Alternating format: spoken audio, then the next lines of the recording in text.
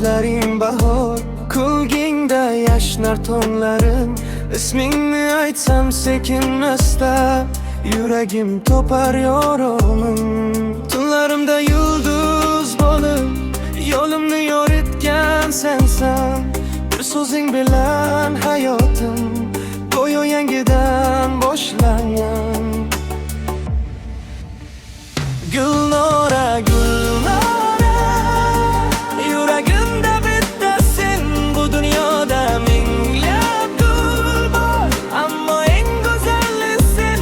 Gulnora, Gulnora, sevgi deb atar ismimni nafasimda, qalbimda faqat sen bor, ishongin.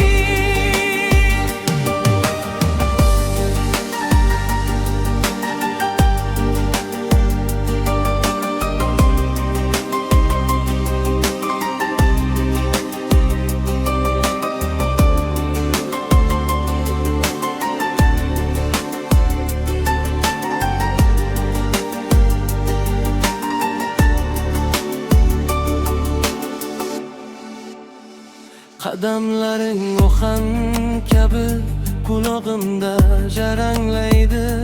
Bir qarashing yetar menga, butun g'amim tarqaladi. Agar yo'qolsam hayotda, isming meni topar yana. Muhabbatning ma'nosi Gulnora, sen bilan bitta. Gulnora, Gulnora, yuragimda bitta sen. Bu dunyoda minglab gul bor, ammo eng go'zali sen.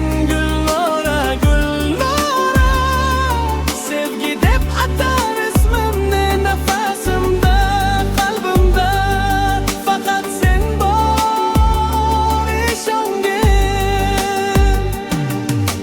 Vaqt o'tsa ham, yillar o'tsa o'zgarmaydi bu tuyg'ular.